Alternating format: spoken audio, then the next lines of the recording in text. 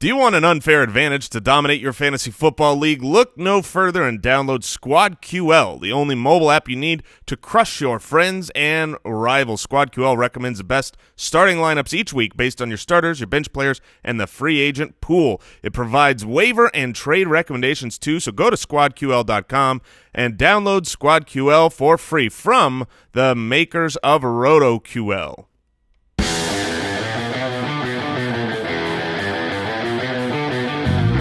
Welcome to the Fantasy Footballers Podcast, coming to you from Draft.com Studios with your hosts, Andy Holloway, Jason Moore, and Mike Wright.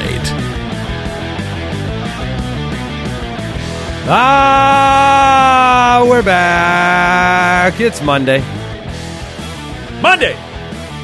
The Fantasy Footballers Podcast. Andy, Mike, and Jason. Coming to you this fine morning. Andy, Mike, and part of Jason. Yeah. Correction. He is distributing himself in various Horcruxes around Phoenix as he disintegrates into the mist. Guys, I don't want to be here today. This is the first show in a long time where I go, I'm not happy to be here. I hate fantasy football. Football's the worst. Wow. This is a fantasy football show, and we've got a lot of listeners that need your advice, Jason. Yeah, well, here's my advice. My advice is, first of all, if you're 0-3, which it's not official yet. Not official. I am not officially 0-3 yet. Super team, right? Yes, my super team, my dominant team. Now, again, you guys did believe that I had a chance to go undefeated. I mean, my team looked unbelievable. Whatever. It's trash. It's garbage. So I'm just hoping to win a game someday. But if you're 0-3, don't freak out. I know. Look, my pain, you can feel and hear my pain. I am with you. Don't sell out. Don't give up. Never surrender. Yes. By Grip Thor's hammer. We will come back and we will succeed. And when I am the Foot Clan champion at the end of this year, yeah, we'll look back and say thank you for. Is this more of a golf score situation? I know Tiger got a win, so He's I thought inspired maybe me. You could still technically end the season 10-3. Yes. I mean, it's in the realm of possibilities. In the realm of possibilities is 11-2. All I need is true, O.J. Howard to vastly outscore Antonio Brown tonight. I've always said whatever happens can happen in reverse, Jason. Yeah. So, you could run off a 3-pack. So, yeah, Jason ran into the Cooper Kupp buzzsaw a little bit. It's been a fun week. It's been an interesting week. We'll get into all the studs, the duds, the rising stars, the weekly rewind. We'll talk about injury implications. We'll talk about players that you can target in your fantasy league, players that we think are worthy of maybe a little peeksy, maybe a little look. I mean, we'll be getting into bye weeks for the first time next week. Lots to cover. Follow us on Twitter at the FFBallers. The website's thefantasyfootballers.com. Instagram.com/thefantasyfootballers. I'm going to post a video of Jason. /fantasyfootballers. What did I say? I'm sorry. Instagram.com. That's confusing. /fantasyfootballers. And I'll post a video today of Jason in his Josh Rosen mini excitement. Oh, that was fun. It was, as an Arizona Cardinal fan. Look, you are a fantasy representation of the Arizona Cardinals. Yeah, everything is bad? Last place. The fantasy football community has joined thefoot.com, joined 6,000 fellow listeners with an extra episode every week, consistency charts, premium projections, flex rankings, all that good stuff. All right, we're going to jump directly into the rewind. Weekly Rewind. Well, for every ambitious Josh Allen leap, there is a Jimmy Garoppolo situation. And I was listening to Dan Patrick on the drive in, and he said if you had a rookie quarterback, the first thing he would do is just take him into a room and play him about 20 minutes of video of dumb things that quarterbacks have done to get hurt. They'd show him the Carson Wentz injury from last year, and they'd show him a whole lot of Robert Griffin III, and probably, Josh Allen got the first down, sure. Yeah, but problem Jimmy Garoppolo, that stuff is commended and rewarded and talked very positively about when guys make plays happen like that. And so that's really tough. Ultimately, a really dumb decision by Jimmy Garoppolo. Should have ran out of bounds. Carted to the locker room in the fourth quarter. The team is fairly certain that it's an ACL tear for Jimmy Garoppolo, season-ending and devastating for that team, that franchise. For fantasy purposes, C.J. Beathard's going to come in, and he's going to be the quarterback for the rest of this year. I looked at the splits last year. Jimmy G, when he was the quarterback, the pace for Marquise Goodwin was 77 receptions and almost 1,300 yards. Without him, about 50 and 800, and that's the highest that I would expect from Marquise Goodwin. Sure. I mean, it's a little different because you had the beginning of the year, Pierre Garçon was the kind of the primary target. He has all but disappeared from the face of football and fantasy football, talking about Pierre Garçon and Marquise Goodwin's jump to Marquise Greatwin. That happened once Garçon was out, and of course that was pretty timely correlated with Jimmy Garoppolo starting as well. Well, Garçon went out pretty early last year. He was out very, very early, so there was some time. Well, he still had what, 400 or 500 yards. I don't believe you're right. No? You could be, though. Let's vet that. It's amazing. We can actually figure that out. I will talk briefly while you look at that about George Kittle. Because, look, the tight end landscape is a complete and utter mess. Yeah, he played 8 games and had 500 yards. Last year? Yeah. Also known as half the season. Nope, you're dead on. You're dead on. 3.5 targets per game with Jimmy Garoppolo. That was George Kittle in last season. Obviously, a good game yesterday. Should have had a touchdown. That was a bogus call that took away a touchdown from Beathard, by the way. But without Jimmy G last year, he was 4.67 targets, so it was actually higher. He was college roommates with C.J. Beathard.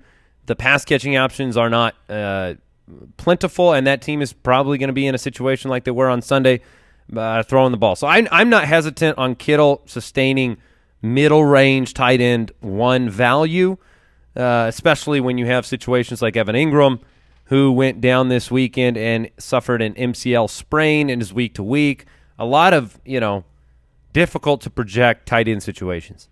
Yeah, I agree completely. Really, the only piece that I want from the passing game would be Kittle, and you described it well. It's not just because, Kittle is some amazing, unbelievable talent. It's because he's a good enough player with opportunity in a pool full of awful options in fantasy. I mean, you have the big 3 tight ends, and then it's pretty much maybe you can consider another little tier with Evan Ingram if he was healthy, and maybe Kyle Rudolph is looking like he might be there, and then it's just garbage trash. I mean, if you look at scoring leaders this week, Dallas Goedert was the number 1 tight end. Yes. 16.8 points per game. Kyle Rudolph, number 3.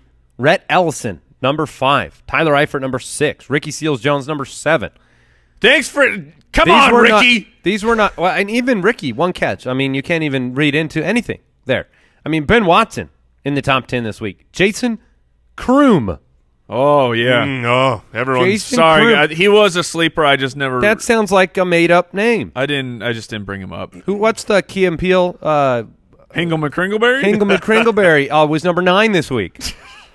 Uzuma was in the top 12. So, look, you're rolling the dice, and I'd rather take the snaps. I mean, that at the tight end position, if you're not starting Gronk, Kelsey, Ertz, give me snap count. I mean, just give me the best odds at not collapsing under the mediocrity of the tight end position. Matt Breida went down, looked like he had a serious injury, non-contact, shook it off, 10 for 90. He pulled a Shady McCoy. Yeah. I mean, that's – as we call it on the football field. That's obviously great news for the 49ers to keep him around, but he seems like he's okay. Bengals wide receiver A.J. Green exited the first drive of the second half with a groin injury. He expects to play in week 4. You worried about A.J.? Yeah, a little bit. bit. I mean, anytime there's these type of injuries, the possibility of re-aggravating it is there. So you do worry a little bit. We talked about Evan Ingram, got the knee injury week to week. He was ruled out immediately, so this is kind of good news that he's only week to week because you never know. Rex Burkhead suffered a neck injury in week 3, played 5 snaps in the first half and then 2 in the second half. The neck injury may obscure the reality of the situation, which was that he was not on the field. Right. Sonny Michel, the dominant leader by way of opportunity, but not great production-wise. But look, fantasy owners at this point, what do they even have in Rex Burkhead? Well, Rex Burkhead seems like he's been wonkified and his bones have been replaced by peanut brittle, and he just cannot sustain health, which clearly has cost him opportunity. I loved Rex Burkhead. I liked the opportunity coming into the season, but through 3 weeks, it looks like I'm taking a big L on that one. What do you do now as a Rex Burkhead owner? I mean, is this someone? I can't stop thinking about peanut brittle. I'm so very delicious. hungry this morning. Peanut brittle is very good, and if Rex Burkhead's bones were made of it, he would eat Rex Burkhead. He would be in real trouble around me. Is it really cannibalism if someone is made out of candy? No. Well, if they're breathing, candy. or if you're made of peanut brittle, then yes. But what does a fantasy owner do as an owner of Rex Burkhead? You can't really. You don't start him. You don't ship play him out. You can't play him. No, you hold on. You probably hold on to him for a couple weeks to. I don't know. Do you roll the dice with the just in case someone gets hurt in that offense situation? Yeah, he looks like a handcuff at this point. Yeah, it really, really sucks to be a Burkhead owner because it's one of those things where if I saw Burkhead on the waivers, I'd probably pick him up. Right. But I don't want him. Yeah, and that's part of the. So maybe you do it. We've talked about the strategy of landmines. The landmine where you just drop it into the waiver wire and let someone else think they've found a treasure. Oh yeah, people drop the Amari Cooper, and scooped him up and go, "Oh, what an idiot!" And then they start him. And he does nothing. He does Cooper things. So don't Amari Scooper him up? Is that what you said? That's exactly what you said. Yeah. Phillip Lindsey ejected in week 3 against the Ravens for throwing a punch.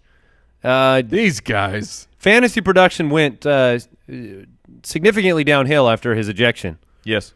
Didn't really do much. Is there anything to worry about there? I mean, he just didn't play. I mean, that's I don't know. He might face a penalty from the league. Remains to be seen. He was ejected in the game, so maybe the league looks at it and says, okay, he served his punishment. The Cardinals chose Josh Rosen to come in and finish their loss out. Josh Rosen, let's say he takes over, which I think it's a pretty significant possibility that he takes over. Right. They could have more changes in that offense. I don't know if you realize this, but Mike McCoy is not good at calling plays. I tweeted my disgust with Mike McCoy's third down play, which we all saw. It's unbelievable. Chase Edmonds on the field, game on the line, 3rd and 2, no David Johnson to be seen. And I think every David Johnson owner in the entire earth liked that tweet because it was their only cathartic way to deal with what was happening. Insanity. Appalling, unconscionable, disgusting, revolting, inexcusable. These are words that I've used to describe Mike McCoy's play calling. Yeah, and the problem is, it was really magnified on that play, but it wasn't just that play. It's not even just this game. We've kind of seen it. Earlier in the game, I was saying, the Cardinals were up 14-0. They had not been on the field in quite a while after a long drive from the Bears, and they come out, and it's Chase Edmonds on first down. And then on second, and the entire drive, David Johnson did not come onto the field. And lo and behold, that drive did not last very long. I think the 4th or 5th play on that drive is when you started bleeding from the ears. Yeah, and so it's one of those things where, we said a lot of people wanted to ditch him last week because of how bad the offense looks. And if you were to sell after that game in Los Angeles where he put up nothing, you're selling for pennies. I have David Johnson in our league of record. This is part of my problems.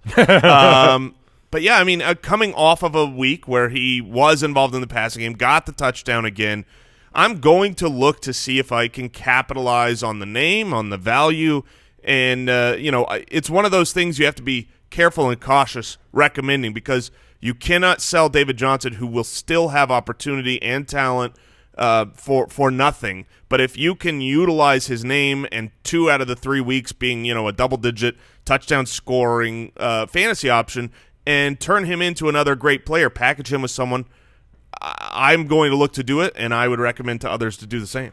How do you feel about Ezekiel Elliott in comparison to David Johnson, Mike? I mean, Zeke has had the same types of issues, obviously been a much better runner on the ground in terms of efficiency, but feels a little bit like the ceiling's been pushed down on those two players. Yeah, the ceiling has been pushed down on Zeke with Dak Prescott.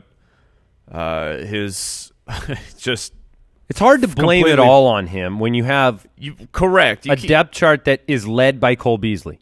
But you still got to be better. If you're a quarterback in the NFL, you have to be better. You're not going to hold on to your job very long, but it lowers the ceiling for Zeke because the offense is not going to provide as many scoring opportunities. But Elliott at least is not getting pulled off the field. Yeah, Elliott is for Chase Edmonds. I mean, such an infinitely better option than David Johnson right now. You've got Zeke, who has 11 receptions through 3 games already, has been double digits every week. I mean, I would much, much rather have Zeke than David Johnson right now. When you watch David Johnson run, I think the diagnosis right now is he is pressing due to how bad the offense is. I do think that there is a glimmer of hope if Rosen starts because of change, because of the fact that maybe David Johnson no longer is trying to put it all on his shoulders on every carry to sustain an offense that is anemic. I mean, to me, it looks like a guy pressing. I don't disagree. The way I feel. So. I do not disagree, and I agree with the fact that Josh Rosen does bring hope with him, but I don't think Josh Rosen can fix the Cardinals' offense. Are you signing Josh Rosen to be your quarterback in League of Record, Jason, to fix your offense? No? Yeah, I want to go winless. I want to go from my hopes of going undefeated to winless, so I am going to pick him up. It would be impressive. And look, we can't forget the other huge piece of news, maybe the biggest piece of news, Adam Schefter reporting that the Steelers are open now to trading Le'Veon Bell. That is a huge change from their previous demeanor, and I think that, I don't know that you can bank anything off of this, right? That doesn't mean he's getting traded, but it does give a huge thumbs up to James Conner in my book. It does help because from a longevity of this situation lasting standpoint, look, Le'Veon Bell came out and liked a tweet when someone posted a video of the last play he ran for the Steelers and said this might be the last play Le'Veon Bell's ever run, and he liked it. So passive aggressive. He seems to social media. He agrees with that reality. And look, tonight the Steelers, they are winless. They are facing a Bucs offense that has been on fire. It's not a foregone conclusion. They're not sitting here, 0-2-1 after tonight. It's just we haven't even talked about Josh Allen and the Bills and what happened this weekend. That is the biggest surprise. Is there a survivor pool that is in I'm existence out. anymore? I'm out. Can't be. Are they all over? Are all the pools done? Earliest finish for all pools. I was talking to Brad Ziegler from the Diamondbacks, the reliever. Right. He had 2 survivor pools. Yesterday he picked Jacksonville at home. Against the Titans, that's a pretty good. Yeah, it seems like a decent pick. It's easy money. And then he picked Minnesota at home also against easy Buffalo. money. And he no longer is in any survivor pools. That Minnesota game. Look, Foot Clan, Oh, I apologize. Okay, my start of the week, Latavius Murray, my boom boom, Dan Bailey. First of all, don't drop Dan Bailey. Okay, what happened was unfathomable. What was it? You looked it up. I think it was 23 years. 23 years. It's the biggest upset in 23 years. And by way of, like the spread was so large. It was 17 by game time. It was like 17 and a half points. It's unbelievable. I mean, this is the razor thin line in the NFL where you think things are foregone conclusions, and I could be wrong in this, but I believe McDermott took over defensive play calling in the second half of last week's game. He did. And obviously through this game. And the defense is what won this game because yes, it was. If you came out Minnesota and you underestimated Buffalo and then they got on the board, what happened then was, okay, let's get into a groove. Let's come back and win this game. And then the defense made a couple big plays, turned the ball over, and it was over. It was an avalanche. Yeah, Kirk Cousins' problems we've talked about is he is a momentum quarterback, and it's when the snowball is rolling, when the hole is being dug, Kirk Cousins very rarely climbs out. Is that good for playoffs? No, but I mean, he's on a team that should be able to, more often than not, put him in very positive situations. But the left tackle from Minnesota, his lunch money is gone. He has no friends left. He has 2 black eyes. I mean, he just got worked play after Turnstile. play after play, and that's what turned it for Buffalo. All right, we're going to talk some of the players that perform. We'll get into the stud muffins here. I want to thank Lightstream for sponsoring today's podcast. If you've ever looked at your credit card statement and been shocked by the interest rate that you're paying, you can actually roll your credit card debt into one monthly payment at a lower fixed rate. That's what Lightstream does. They offer credit card consolidation loans from 5.89% APR with autopay. A lot of people are paying upwards of 18%. Hey! And they also offer personal loans from $5,000 to $100,000, and you can get funds the same day that you apply. This goes for whatever needs that you have. I know they do adoption loans. That's something that, you go through private adoption. A lot of people need personal financing. And they believe that people with good credit deserve a great interest rate and no fees. That's as simple as it is. Right now, our listeners get a special discount on that rate on top of their already low rates. And the only way to get that is to go to lightstream.com/footballers. That is lightstream.com/footballers. Subject to credit approval. Rate includes a 0.5% autopay discount. Terms and conditions apply and offers are subject to change without notice. Visit lightstream.com/footballers for more information. Support for today's show comes from NFL Game Pass. Foot Clan, only with the NFL Game Pass can you replay every game all season. You want to go check out Josh Allen dominating the Vikings. I don't really want to do it. I already saw I lived it. It was terrible for me.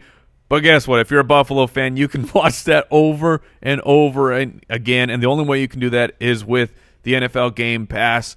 You can replay that game from every angle, get the broadcast version commercial free, get the coaches film. That shows the all-22 angle that the pros and the coaches use. This is how you can get a look at your fantasy players. What happened? Was that wide receiver, was he running a good route, or was he just being a bum all day? Was it the quarterback's fault? You need the NFL Game Pass to check that out.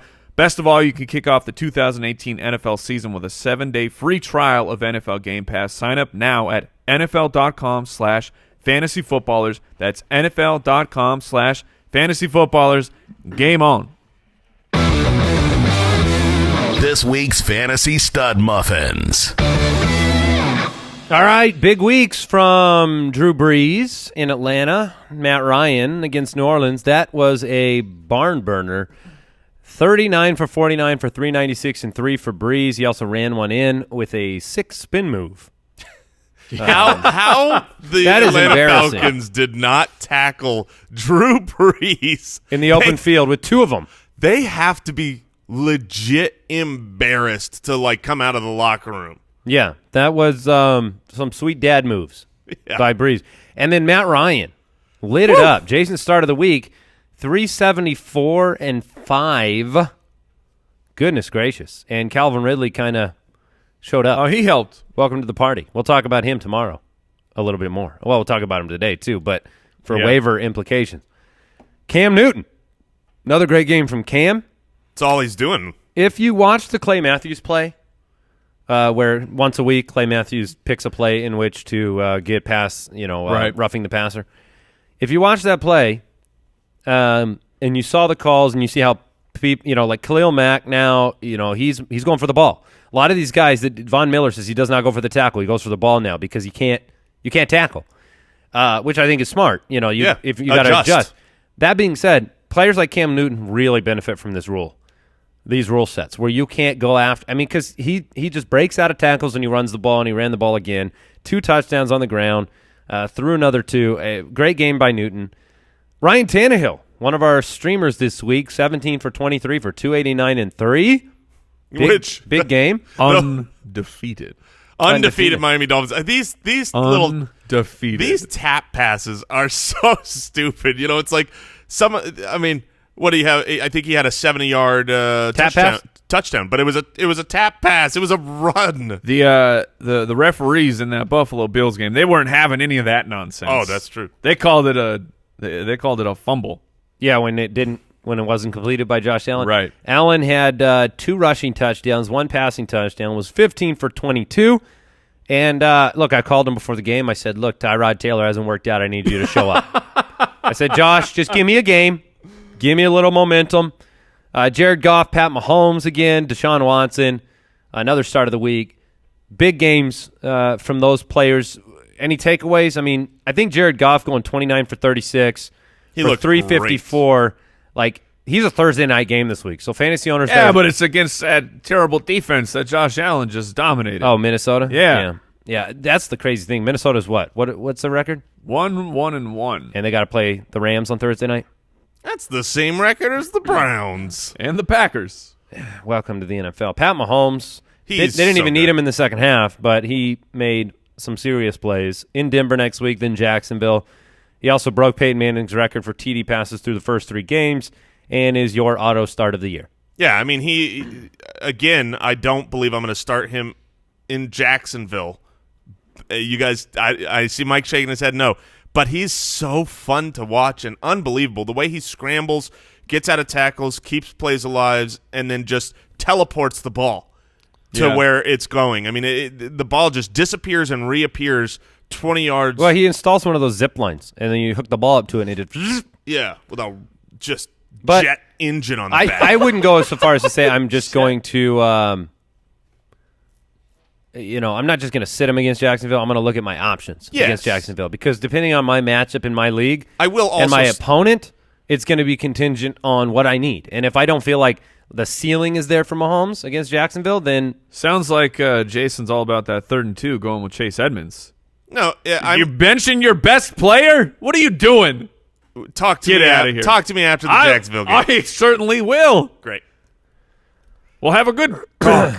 Alvin Kamara, Adrian Peterson, big week. Kamara had 15 receptions on 20 targets. When you look Traquan Smith and Cameron Meredith and all these other options outside of Ginn and Thomas, it's Alvin Kamara. He's a full-time wide receiver. He's a full-time running back right now. Monster game. You don't need to know to start him. You know that already. But Adrian Peterson, big game. 19 for 120 and 2. Impressive. Carlos Hyde from Thursday night, 2 touchdowns. How do you think about Peterson and Hyde moving forward? I think about Hyde has moved up. Baker Mayfield, I guess technically Baker Mayfield is not yet the starting quarterback. Supposed to be announced today. No, it's supposed to be announced today. Yeah, he's supposed to be. They have announced the announcement, though. Correct. Okay. I still need to hear Hugh Jackson say the words from his own mouth. Yeah. And not... He's still watching tape. It's going to be a struggle. I mean, he's going to have to come out and say, I committed to Tyrod Taylor. I committed. He's going to come out and say, Tyrod is still in the concussion protocol. Baker is our starter this coming week. But I mean, regardless this is when we find is Hugh Jackson a man who holds his commitments, or is he a man who likes to win football games? Look, Baker's going to start, but regardless of who the starter is, Hyde is moved up. No, not regardless. If Baker, no, it's not regardless for me. If Tyrod is still the starter, Hyde is Hyde who is he still was.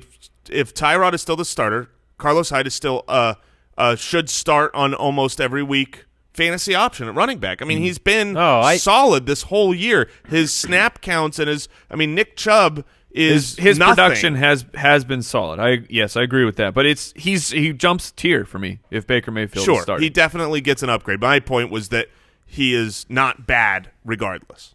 Christian McCaffrey, 28 for 184 on the ground. Didn't even get involved in the passing game, but had a monster game.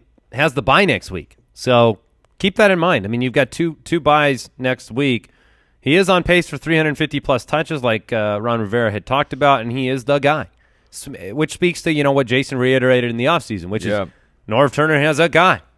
And when you run for 184, you remain the guy. Saquon, another great week for him. And then Chris Carson. Yeah. Look, people, you saw it with Sony Michel and Rex Burkhead.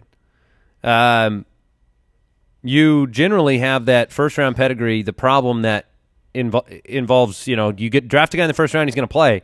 I thought this would be the week that you'd see more Penny. Despite the coach speak from Pete Carroll, it wasn't the case. 32 for 102 and 1 for Chris Carson.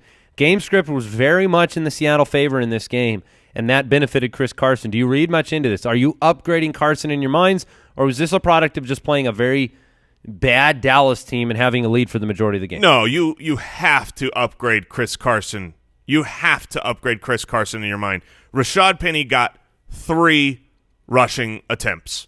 And Chris Carson, what did he end up with? It was 32. 32, the number he wears. Look, if a guy gets 32 carries and the other one gets 3, there's no more question as to who the lead dog is. And the fact that he dominated with it and they got their win and he played great, you have to go forward with Chris Carson. Wendell Smallwood, I have a note here from I have a note from Brooks. It says Doug Peterson is a confusing man. Was that from you, Brooks? That's Kyle. From Kyle. Okay. Well, this was the risk when you heard about the quadricep injury to Corey Clement on Friday, was that maybe he's not healthy enough to carry a heavy load. Smallwood was more effective, gotten in the end zone. Is he a must add in this? No. In the case, okay. No. This was a product of he only had 13 touches. Jay Ajayi being out and Corey dealing with his own injury. Darren Sproles out, JJ out, Corey Clement injured. Okay, Wendell Smallwood. Eventually next man up. Yeah. Wendell Smallwood is like Buck Allen light. Like he's around, and when you need him, he seems to be okay. I do believe that one of Wendell Smallwood's best features is how good he can make Buck Allen look. Well, they have an agreement. Alex Collins, bounce back game, 18 for 68 and a touchdown, despite the fact Buck Allen scored a couple times, which he's prone to do. What do you think of Alex Collins? Is this what you wanted to see? Yeah, this is he's the lead guy, and yes, Buck Allen is annoying because you see what Alex Collins could be if he got it all. He's not going to get all the work. It's never going to happen without an injury, but that doesn't mean that you can't trust Alex Collins either. Alex Collins could have had an even bigger game. The Buck Allen touchdown that came was originally not called a touchdown and looked like Alex Collins was going to get the shot, but then overturned on replay. So, both guys are startable, and you'd, of course, want Alex Collins ahead of Buck Allen simply from a volume standpoint. All right, let's talk about maybe the biggest story at the wide receiver position. Calvin Ridley. 7 for 146 and 3 on 8 targets. Kind of a good game. And the truth is, he's just on fire in this game. He outperformed Julio Jones. And when we were talking about the wide receivers outside of Julio last week, the reasoning Jason gave is starting Calvin Ridley over Mohamed Sanu was the ceiling. I think we've established that it is skyscraper levels for Calvin Ridley. This changes some things to me. It's not go spend all your fab on Calvin Ridley. I don't have that perspective. You guys, you can weigh in. It changes things for me on maybe the baseline for a guy like Matt Ryan, who needs another non-Julio electric weapon, even without a great game from Tevin Coleman, even without Devonta Freeman being active. Matt Ryan set the world on fire this week, and it was because Calvin Ridley was there. Yeah, Sanu had a touchdown of his own and was fine. That's the thing. Everyone got one. Sanu is as good as he was last year, but is now properly irrelevant for fantasy because a better player is there. It does raise Matt Ryan's baseline for sure. And Calvin Ridley, now this is 4 touchdowns in the last 2 games. He's the clear number 2 and a startable asset in the right matchups. Now, we knew that this was one of those right matchups. New Orleans defense has not looked like last year's. It's looked like the previous versions, and with the injuries to the Falcons defense as well. We knew this was going to be a barn burner, and it came true. So in the right matchups, I think you can start him. I agree. I wouldn't dump all my, go out and chase the points for Calvin Ridley, but he's a first-round wide receiver who was great in college and can certainly destroy his own. He can do what? destroy a zone. I thought you said his own. I thought he could destroy his own, and that's why that's not nice to do. You No. have your own. You don't want to. You want to take care of your own. Yeah, I agree. But that zone, Right. Ooh, destroy it. Don't let me into that zone. All right, I'm moving on. Robert Woods, 10 for 104 and 2 on 11 targets. Cooper Kupp got in the end zone at 90-plus yards from Brandon Cooks. This offense is just on fire. And the reality is, for fantasy owners, Marcus Peters, we don't know the severity of his injury. Aqib Talib limped off. You saw the Los Angeles Chargers get back into it a little bit. There's an opportunity here for the offense to be needed a little bit more than we thought. Yes. That's good for fantasy owners. It's great for fantasy owners. This team is killing it. I mean, Goff is becoming very, very start-worthy. Yes. It's my eye. I'm sorry. Thursday night football. Do you play Goff in that matchup? No. No. All right. Well, that changed quickly. It's Minnesota, and I don't know. I'm writing that game off as just a speed bump. That Minnesota, they fell into the trap. I thought there was no way that Buffalo could be a trap game, but there they were, and they absolutely crushed the Vikings. But I still believe they are a top-tier team in the NFL. Who does Arizona take with the number 1 pick? That's a great question. We'll have an entire offseason to talk about We that. will. Probably a running back from their come idiocy. on. Don't say that. We may never sing his name again. Sweet mercy. All right. Jordy Nelson, Tyler Boyd, Mike Williams, Albert Wilson, Jakeem Grant. Big games. Boyd was the highlight for me, 6 for 132. Now Green missed time, but Boyd has become a tried and true and trusted option for the Red Rifle. Yeah. And next week he gets the Atlanta Falcons. And Oh, my goodness. The Falcons lost another safety this week. Tyler Boyd, Did you know that? yeah. For the season. Tyler Boyd is going to be a startable guy for sure next week. Now, we'll have a time to talk. Jason, you wanted to jump in there? Sorry. I was just going to say the standout to me was Jordy Nelson. I mean, Jordy Nelson was written off for dead by this guy. And for the record, he destroyed his Jason own. pointed 2 thumbs at himself. Yes, who has 2 thumbs and did not believe that Jordy Nelson would ever be a thing again? This guy. But I mean, he looked his same self. Got those little crossing routes. Where he's just boom. He's got the ball and nobody can catch him for some reason. I figured it out. When Jordy Nelson this offseason was looking for a new home, he's aged. He's getting up there. Yeah. He had one of his long plays he would have scored a couple years ago. Yes. He got caught. He thought to himself, how do I, on film, appear better than I am? And he thought nothing better than lining up across Amari Cooper. Yeah. I mean, that was smart. And look at it. It's worked. Yeah. What do you do with Jordy Nelson? Would you rather have – I mean, is Jordy a pickup this week, and then would you rather have him over a guy like Tyler Boyd, or would you rather have Boyd? Both of these guys are pick-upable and startable assets next week, but they are on a week-by-week basis. And so I would rather play Tyler Boyd because of the matchup with Atlanta. Jordy's got Cleveland, and that sounds good, but Cleveland's defense has been pretty good so far this season. So I think I would rather have Boyd. Mike Williams, 4 for 81, 2 touchdowns. I thought he would score 10 times this year, and this will help. Certainly on pace. This will help. I know we're going to talk about him. Yep. So we'll move on. Will Fuller, very nice game from Will Fuller. Thielen pieced it together, PPR pickup of the week, pretty much. I mean, it was 14 trash. It was one of these. And Tyler Lockett continues to score every week, 4 for 77. We'll monitor Doug Baldwin this week. And, look, I don't want to get into it yet, but we'll be talking about Kenny Golladay and another big performance there. Tight ends, Mike, you talked about Dallas Goedert, 7 for 73 and a touchdown. I don't think we're going to have the same take on him, but what is your thoughts on Goddard? I'm not running out to add him, but with the injuries that they suffered this past week at the wide receiver core, to the point that they had to add Jordan Matthews and even play him this past week, we threw out perhaps Dallas Goedert is the primary beneficiary from this. He's a tremendous player. He was my favorite tight end, pass-catching tight end coming out of last year's draft class, and his quarterback loves to throw to the tight end position. So I think he actually has a chance. It's crazy as it sounds to be starting the tight end too for a team. There is a chance that he jumps into fantasy relevance. I 100% agree with that until Alshon comes back. Now, when Alshon comes back, that's my take. Is it's going to be so short-lived and still a coin flip that I'm scared to do it. Yeah, I will not be scared while Alshon is gone. I mean, this is an offense that kind of reminds you of. I know it's been a while, but when there was Gronk and Aaron Hernandez, and they ran those two tight end, weapons down the field.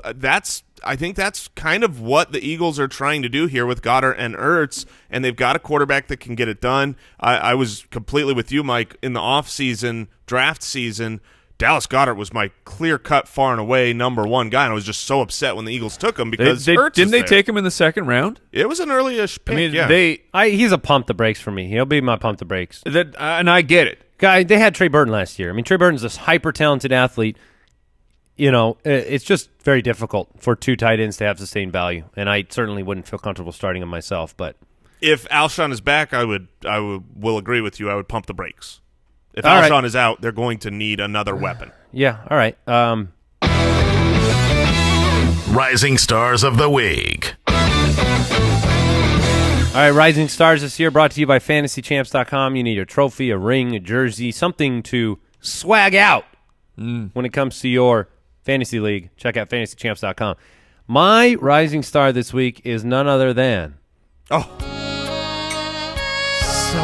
Kenny Golladay, Kenny G. So smooth. You know what's smooth? 100 yards or a touchdown in all 3 games this year. So smooth. 7 receptions, 6 receptions, 6 receptions. Marvin Jones with 4 in each game. We've never let it play that long, but it was so smooth last night. And look, he is starting in 2 wide receiver sets. That's the big headline. Matthew Stafford trusts him. He's got sticky hands. He missed a second touchdown by the back of his foot. And that catch was unbelievable. If he had come down with that would be one of the best receptions of the entire year when he turned into a sarcophagus. Yes. And just fell over backwards. He knew that. And he missed it by an inch. Yeah. I mean, it was. I don't think an inch. By a Holmes, a Santonio Holmes. I don't think an inch even describe. I mean, it was less than. It was so close. I couldn't believe it. When I watched it live, I was like, wait, I think he might have been in. And then they showed the replay, and it was. But Golden Tate's on the sideline in 2 wide receiver sets. Matthew Stafford trusts and goes to Kenny Golladay, new coaching staff, new opportunity in his second season. This is a breakout for Kenny Golladay, and it does not mean that Marvin Jones is not startable. It just means that, look, this is a team that's going to be throwing the ball all year, and I think Golladay is a wide receiver 2. Look, welcome aboard. This offense is. Well, he has to do it, Mike. See, you have to believe. He has to do it, and then you believe it. This nope, offense already believed. Is certainly looking like it's going to be what we hoped and be a powerful fantasy offense. I would go so far as to say that this offense will carry on. Oh, snap. There it is. We're doubling up on the Lions here. My rising star is Kerryon Johnson. It was a very nice game to watch. Although it's funny, super excited, right? Detroit finally has the stat that is over about. They just haven't had a 100-yard rusher in, I believe it is 1 millennium now. Yes, give or take. Kerryon Johnson crosses the century mark on only 16 carries. He is averaging, get this, 5.55 yards per carry. First 100-yard rusher since 2013. Yeah, I mean, for the Lions. They were clapping for the 101.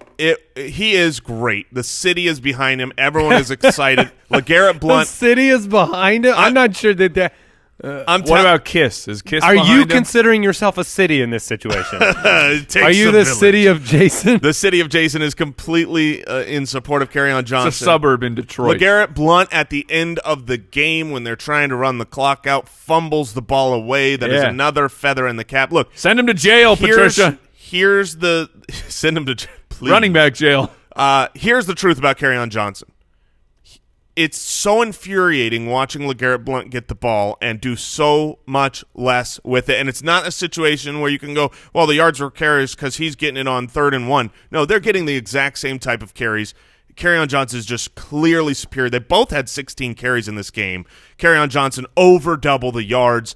Everyone knows it's coming, but LeGarrette Blount is not going away. Until he's injured, we will be a little bit frustrated, but my point in making Kerryon Johnson the rising star is that he is now, from here on out, a startable player. He is not going to be a fantasy superstar until LeGarrette Blount gets out of the way. I don't think that happens till the second half of the season or an injury, but as of right now, you can go ahead and start your Kerryon Johnsons. That's got to feel good, Jason. You've got one silver lining in your week. How about them Pats?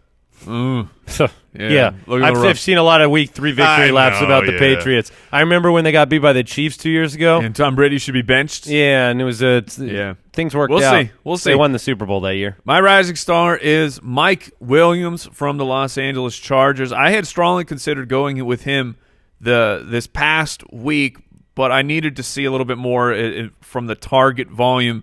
And 7 targets, we got back up from 2 the previous week. 7 targets turned into 4 receptions and 2 touchdowns. He's integrating himself into this offense, taking over as the wide receiver 2, taking over Tyrell Williams' job, and Phillip Rivers looks great. The Chargers offense looks fantastic. You could use Joey Bosa. That would help their team. That would help the defense. Well, I'm just saying, as a team to win games, that would be nice for them. Yeah, but I don't care if they win games. I care about the offense putting up points. And Mike Williams is he's gonna be the guy. He's emerging.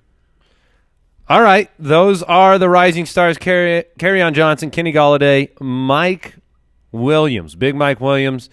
We're gonna get into the duds. I want you guys to weigh in. I just made a little trade ski. Oh my goodness! An actual trade? I did. I made a little trade right here, live on the air. I had a trade come through. Multitasker extraordinaire. I'm pretty good. Dynasty trade. I'm the defending champion of the world. Isn't that right, Brooks? Of our league, yes. I know you're a little broken up over it, obviously. Yes. Traded Jerick McKinnon. Ooh. 2nd-round draft pick. Okay. And a 2nd-round draft pick. So McKinnon in a second. For Carlos Hyde and Kenneth Dixon. Okay. And unfortunately, this gives you help this season. This was a short-term move saying, like, look, McKinnon has to come back and do it next year. What do you think? What do you think of that trade? I like it. I am in Dynasty especially, people freak out about Carlos Hyde because of Nick Chubb. I've said this before, but my belief is that this is a DeMarco Murray, Derrick Henry situation. I don't think Chubb is going to take over next year. I mean, I'd be a lot more scared if Nick Chubb was Kerryon Johnson. Yeah. Right? If he looked great. Right. Yeah, Chubb seems like almost a mirror of a Hyde's type of situation. All right, let's move on to a less enthusiastic topic. Pooped in his big boy pants. Nothing is visceral as when your player, diarrhea. That's another way to put it. We really need Pepto to sponsor this segment. That'd be fantastic. This is you're out there. I know you're listening, Mr. Bismol. Yeah, upset tummy. Jason will sing that song. Sure. Pepto Bismol. There you go. Jason went through the full gamut of Pepto-related ailments during this weekend's games, and could have used some, pro bono Pepto. Yeah, certainly. Could I could have drank a gallon. Needed it. All right, let's kick it off with a lot of people's number 1 quarterback of the week. Tom Brady, projected for the most points on several different platforms. He was my number 1 quarterback and did not get it done. Matt Patricia apparently knew enough about what he was going to do, and their defense in Detroit finally showed up. He just didn't look comfortable the whole game and didn't get a lot of help. Extra time in the pocket. Didn't look good. Well, it's watching this past week of the Patriots, it gave me more hope for Josh Gordon because sure you could see Patricia's plan was, I'm going to double-team Gronk on every single play, and let's see if Phillip Dorsett and Chris Hogan can beat us. The answer was no. They cannot. And that's I'm sure that's part of what pushed Bill Belichick to go make the move, even though it was an aggressive move, going for Josh Gordon, who's, like Jason points out, he's one step away from being out of the league, but his talent is so extreme. Let's see what he can do. Tom Brady, by the end of that game, when he threw the interception that was into double coverage towards Dorsett, you could see on his face, he's like, I don't care. I'm throwing this ball. Somebody do something. He was Chris Hogan, furious. 3 receptions. Yeah. 7 on the season. Under 100 yards total on the season. A complete and utter bust. Yes. Dunzo. Dunzo. Kirk Cousins. Dak Prescott, Blake Bortles, Case Keenum. Bad weeks for those 5 quarterbacks. Kirk Cousins for 3/4 of the day was negative points after his 2 fumbles and interception. Mike and I are going head-to-head. He had Drew Brees. I had Kirk Cousins. Yeah. Still have a chance to win. win. It worked out in my favor on that league. Kenyan Drake, Phillip Lindsey, Chris Thompson. Chris Thompson, the biggest surprise, I think. You know, they just came out and put themselves in a position where they didn't have to throw the ball to Chris Thompson. I mean, Jamison Crowder kind of inherited that role in this game. It was strange. Yeah. And Paul Richardson had the long touchdown. They were in, I guess, banger running back mode with Adrian Peterson as opposed to grinding it out. So I thought Thompson would be a little bit more matchup proof than we saw in this game, and this was a disappointing performance. You worry about starting him? I mean, he's got the bye next week, so I wouldn't start him then. Such a bad joke. No, but Yeah. coming back off the bye, New Orleans is a perfect matchup. So he's one of those guys where after the bye week, and we'll talk about this then, but whenever you can trade for a player after their bye, you are gaining such an advantage in. You're just gaining a free extra game off of a guy if you're trading a guy who hasn't had his bye for someone that has had it.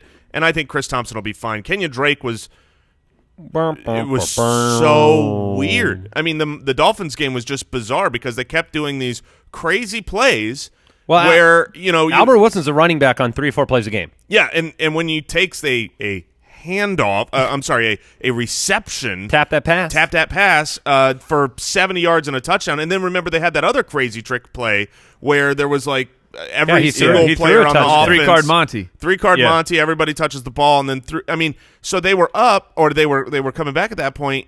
It was just a weird game, and it's not like Gore did anything, Drake did anything. I think you got to just throw that result away and focus more on what happened the first 2 weeks when it comes to Drake. Well, I think fantasy owners also want to know. I mean, before this week, Drake was barely a fringe RB2 on the season.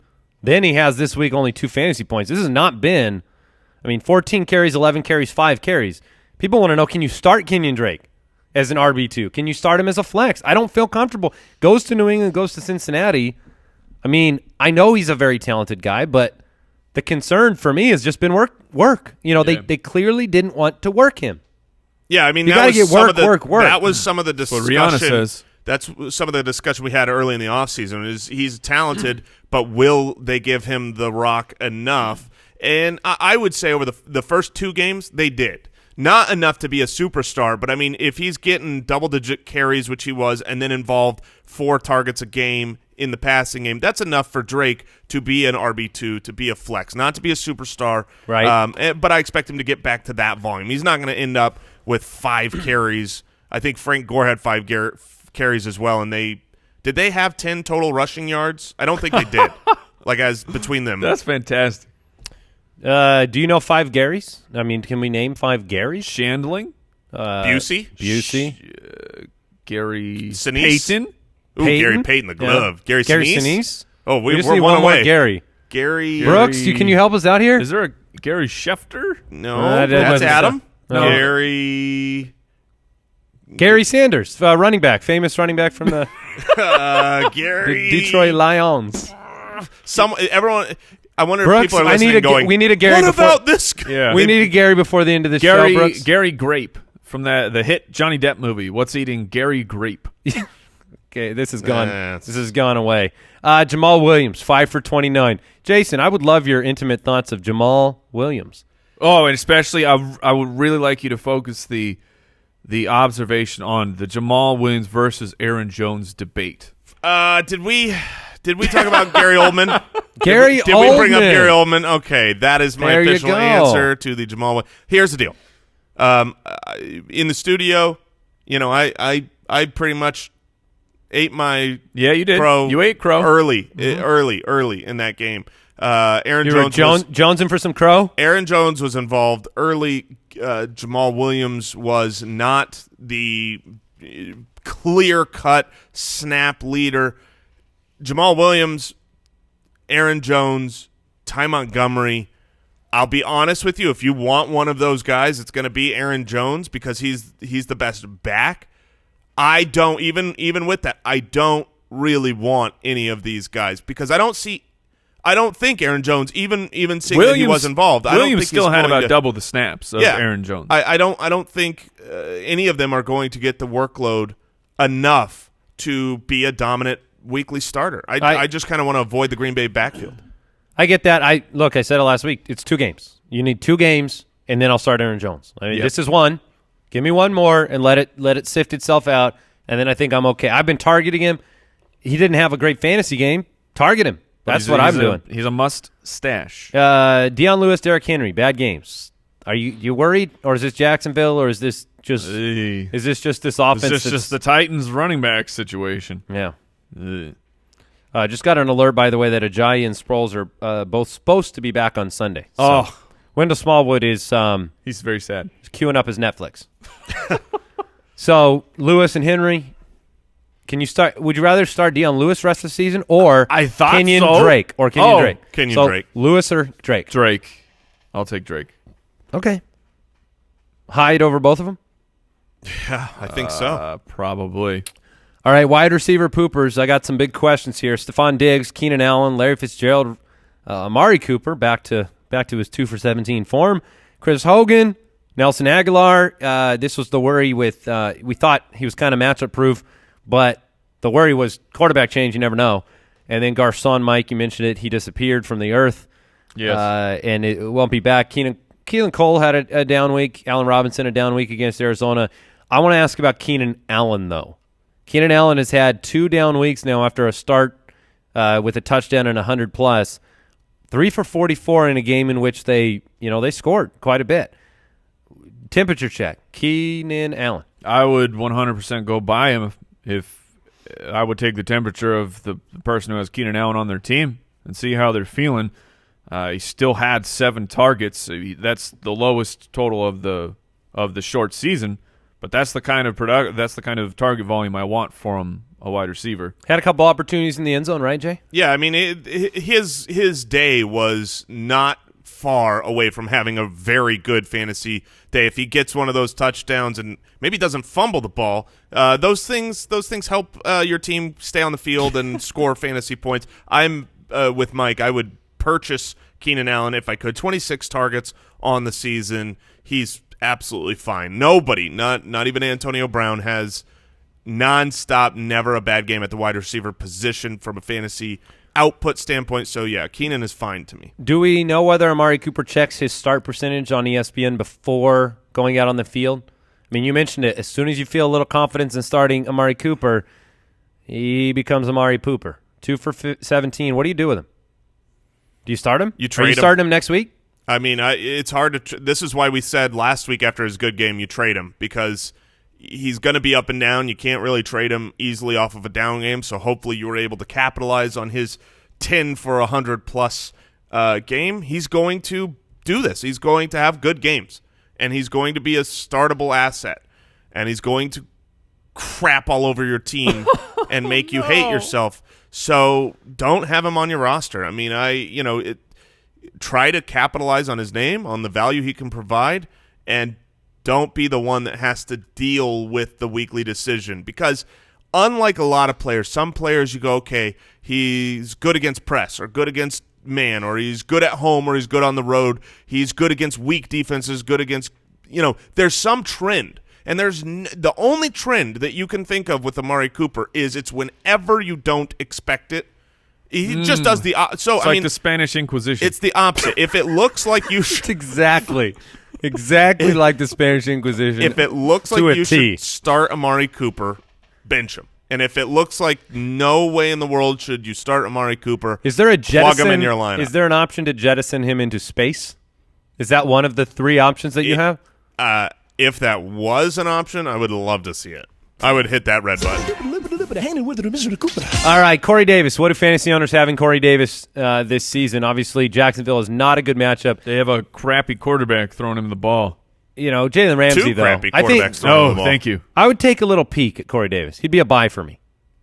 He's still been a target guy, but Jalen Ramsey. Anytime you play Jalen Ramsey, you just buy that player the next week. But Mariota should be behind center. Yeah, he was was. And they won again. That happened too. Yeah. This is the second week in a row where every piece on Tennessee was bad.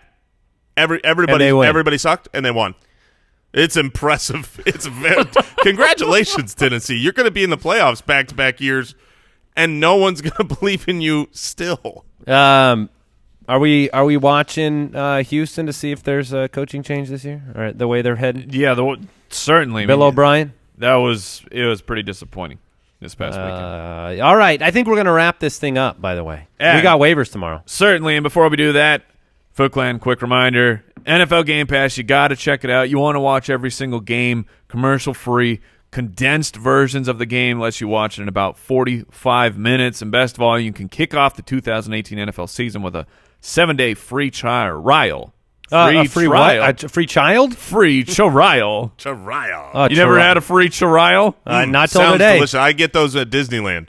I go to the trial stands and I eat up. A 7-day free trial of NFL Game Pass. Sign up now at NFL.com/fantasyfootballers. That's NFL.com/fantasyfootballers. Game on.